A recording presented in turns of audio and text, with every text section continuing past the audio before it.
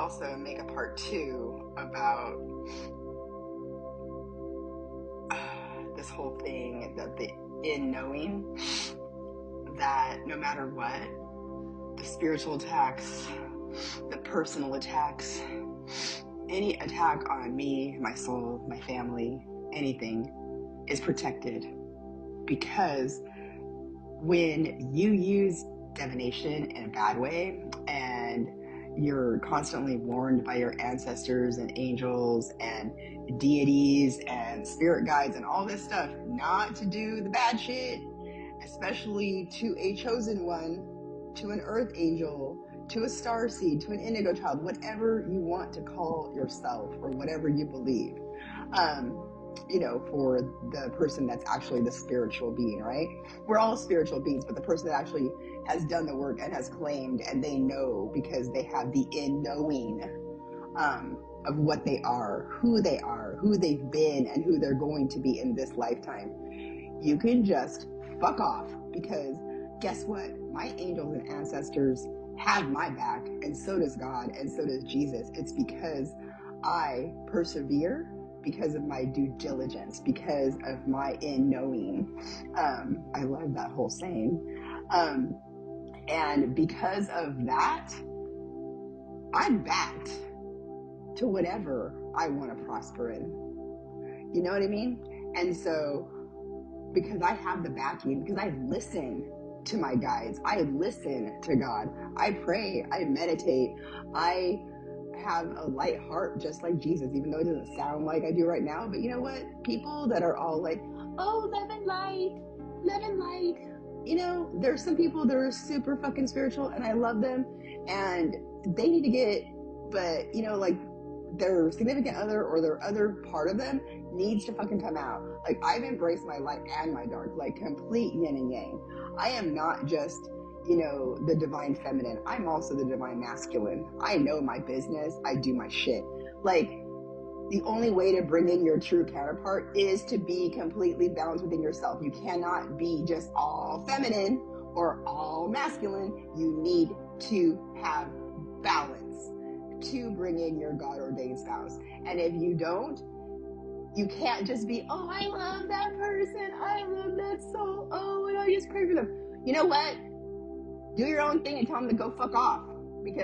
And then you don't have to tell them to go fuck off. Like, send them love, but don't go out of your way to fucking do it. If they're not helping you, you help yourself. Like, fuck that shit. People may say that I'm fucking selfish. I've been called fucking selfish by several men in my life, several family members in my life, throughout my whole fucking life. You're selfish.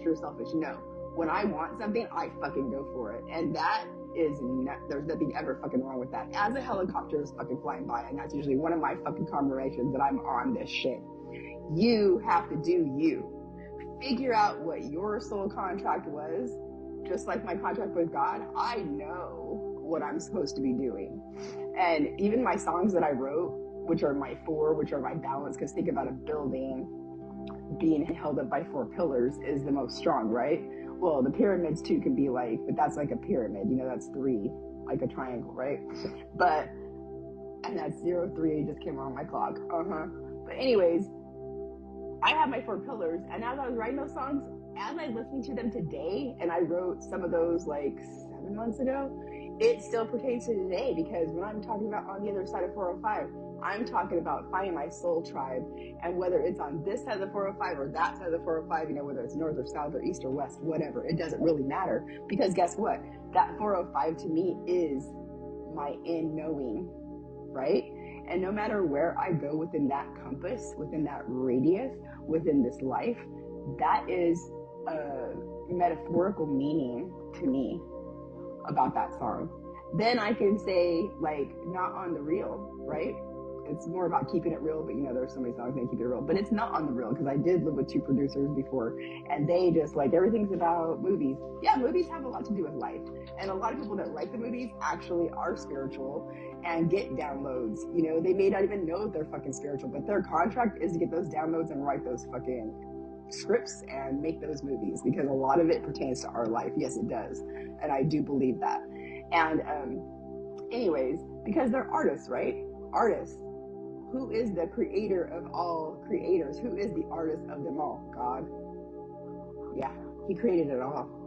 He's a beautiful artist. Just look at a single flower and all the detail that it has in it.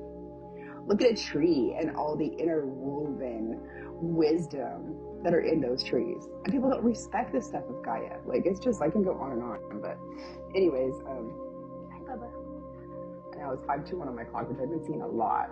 But anyways, so people that like constantly attack you and do this and that, and especially if they're using divination, let's go back to that part.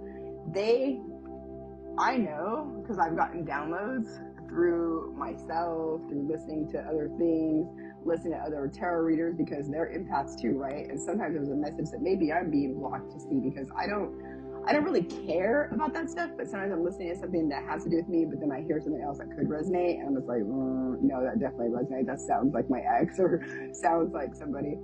But even then, when they keep using that stuff and coming and attacking me, just know, bitches, that I transmute energy. So you send me all that fucking negative, and guess what? I may have to take a spirit bath. I may have to like pray and meditate a little bit extra. But you know what? I transmute all that negativity into positivity, because I'm also at peace with my fucking dark side. Yeah. The negativity doesn't take me down. It may tire me a little bit or whatever, but I think that's also some spells that were being done. And also me just going the ascension process can be completely exhausting sometimes, because mental stimulation is very exhausting, especially spiritual stimulation. It's like, wow, just doing some spirit work. I know I've,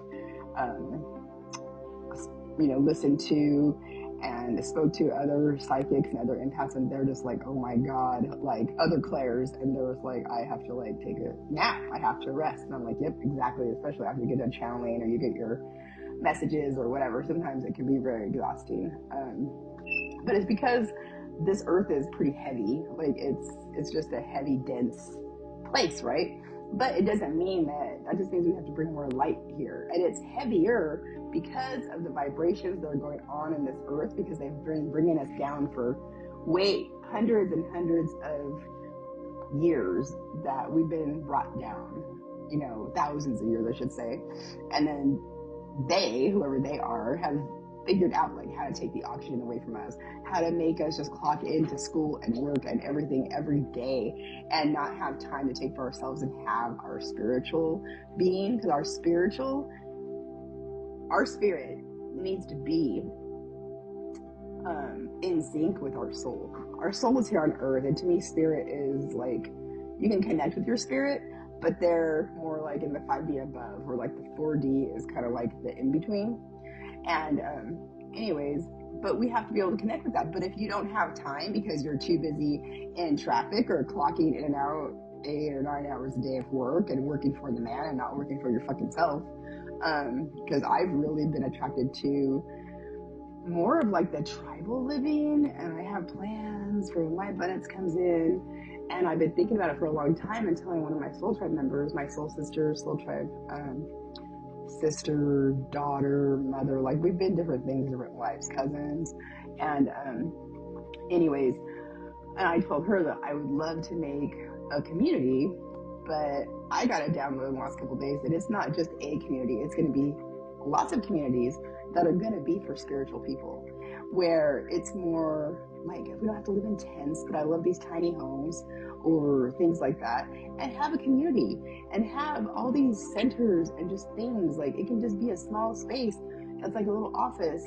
that's like in the center of it, that we have, a pool for the kids and daycare, and it doesn't have to be all this special shit. Like, who cares? Like, the kids can just go there and just be there, or take a nap with the other kids or whatever. Maybe it'll even have a little school there. I have no idea, but I have big plans. But most of all, I want an art center, like a room for painting, a room for music, like a production studio. I want all this different stuff because, and I got 09 on the clock. I want all of this different stuff because we need to focus more on art. When we create and not just do a fucking job, which you're creating too, but it's for somebody else. It's not for you and what your sole purpose is. So because of that, it's like we're not attached to God so much. God is the creator. When we're creating, and especially creating from our heart and soul and what our heart and soul wants to create. And yeah, some people are painters and writers and musicians and singers and actors and all this other stuff, right? But some people are carpenters. Some people are electricians, and that's what they love. Some people are, metal workers, and some people love to build buildings. Like, that's what they love to do. They love construction. Fine. And then some people love to garden. Some people love to take care of animals. That's your calling. It's not what you, just adopt a bunch of animals. Maybe what you need to do is actually save a bunch of animals and have your own sanctuary for them. Not keep them in your house, which you can, but I'm saying, fucking devote your time to animals then. That's your calling. You know what I mean? If you love trees so much, devote your time to planting more trees and oxygenating the earth, saving the trees that we have, because the huge trees are the ones that have been cut down in the past. They've been taken from us, the ones that provide the most oxygen. For logging, I get it. Like, we build houses and stuff, but do we really need this big of a house? I live in a 1-bedroom apartment that's definitely big enough for me. If I had a little tiny home that was this big, it'd be perfect.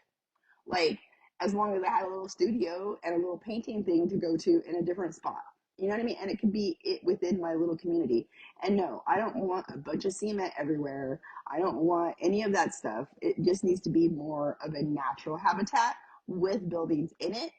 And yeah, you can have a little cement around your place if that's what you want, because that's what you like. But I think nature, we need to all be in nature more. But anyways, I'm rambling. I need to go walk my dog. But this is a lot of the things that I want to do. And here I am, I only have I don't know, I haven't looked at my count. It's 12 on the clock, and I got 151 earlier. I seriously only have a little over $100 on my credit card, my bank account, whatever. And I don't even have a bank account anymore because I got screwed over by like $7,000, but that's another thing.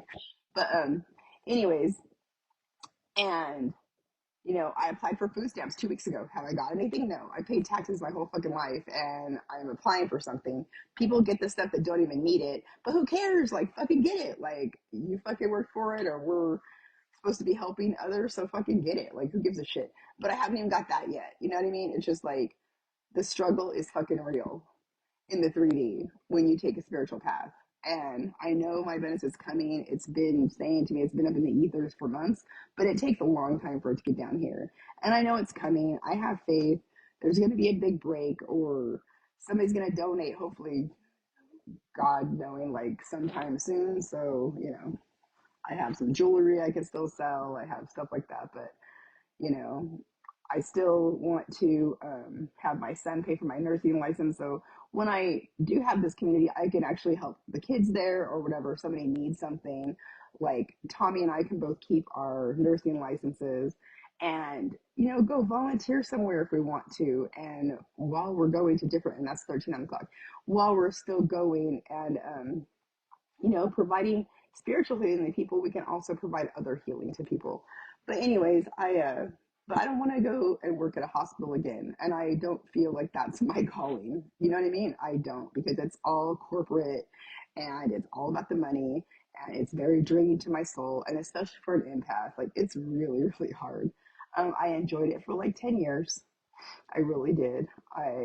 Even during COVID, instead of finishing grad school for my nurse practitioner, because Gonzaga was being a bunch of little bitches, which I would have been done 6 months, 8 months before, whatever, before that. They fucking extended it. They didn't go down to 500 hours like everybody else did. We could have graduated a semester early, but no, they wanted to do their thing and not go according to the standards of, their accreditation